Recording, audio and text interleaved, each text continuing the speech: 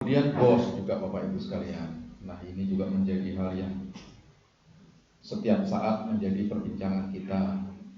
Jadi bos kita untuk tahun 2019 itu hampir-hampir menjadi kalau kita jadikan faktor utama, daerah kita hampir mendapatkan opini turun dari BPK, dari wajar tanpa pengecualian dengan wajar dengan pengecualian, dari WTP menjadi WTP, hanya karena pelaporan bos di akhir tahun. Tapi untung dengan kerjasama semua pihak, kita dibantu di Dinas Pendidikan oleh Inspektorat, kemudian juga oleh Dinas PPKAD. Beliau-beliau ini yang membiayai kita untuk menuntaskan pelaporan bos. Tetapi saya belum merasa pas dengan apa yang dilakukan teman-teman Inspektorat, karena sebenarnya itu adalah tugas kita di internal Dinas Pendidikan.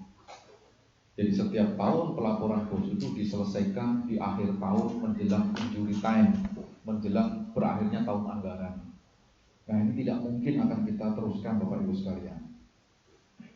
Sehingga kalau bos itu sekarang 3 kali pencairan setiap 1 bulan, maka di situ juga harus kita selesaikan. Saya mohon maaf kalau mekanisme pencairan di September nanti yang terakhir ini akan sedikit berubah polanya. Hari ini saya sudah mendapatkan surat untuk persiapan pencairan tahap ketiga dari pos itu. Di tahap terakhir nanti Bapak Ibu Kepala Sekolah tidak cukup hanya sampai di Kanit, tetapi harus kepada Dinas Pendidikan Kebudayaan, karena di sana ada tim pengendali bantuan operasional sekolah. Karena sampai hari ini saya tidak melihat pelaporan yang terdokumentasi oleh tim pengendali ini terhadap bos yang sudah cair pada 2 periode sebelumnya. Saya tanya kepada Pak Sekdis selaku ketua, mana pelaporan kita di tim pengendali ini? Tidak ada, karena mekanismenya yang kemarin dari sekolah ke Kanit kemudian ke bank.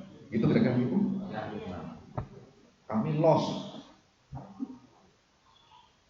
Nah mungkin di yang terakhir ini dan seterusnya kami ingin upayakan itu terdokumentasi di tim pengendali kita. Tetapi saya sampaikan kepada kawan-kawan, jangan kemudian, kan berarti ini birokrasinya makin panjang ya Bapak Ibu, karena yang dulu hanya sampai di unit kita, sekarang harus sampai di kabupaten. Tapi harus berikan pelayanan kawan-kawan ini secepat ketika beliau-beliau melalui Kanit masing-masing. Caranya bagaimana? Pelaporan itu silakan Bapak Ibu kirim lewat email dulu, tidak usah secara fisik Bapak Ibu datang. Nanti akan kami berikan ruang untuk itu. Sehingga setelah kita verifikasi, ada kepastian ketika Bapak Ibu sekalian itu ke Selong minta rekomendasi pencairan itu, tidak akan bolak-balik kembali karena laporannya sudah clear. Jadi datang mengambil rekomendasi dengan pelaporan yang sudah diverifikasi langsung ke bank.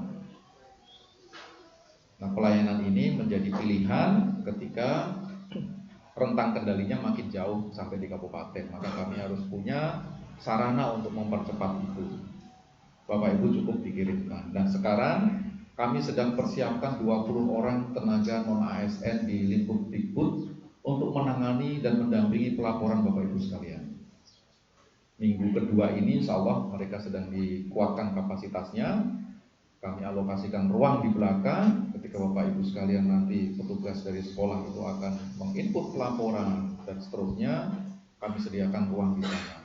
Kami bagi habis seluruh sekolah itu dengan 20 pendamping pelaporan bos. Yang minggu depan ini akan dilatih oleh teman-teman dari Badan Pengelolaan Keuangan dan Aset. Kemarin teman-teman tidak melakukan itu sendiri karena memang respon terhadap upaya kita untuk menyelesaikan pelaporan di internal pendidikan dan kebudayaan itu tidak terjadi. Nah, secara bertahap karena itu ranahnya kita, ranahnya Dinas Pendidikan, maka itu juga harus selesai di Dinas Pendidikan. Inspektorat itu tugasnya kan mereview laporan kita, bukan mendampingi membuatkan laporan. Nah ini sudah nyebrang, nah, sehingga kami akan memposisikan kembali pada ranah yang memang menjadi tanggung jawab kita.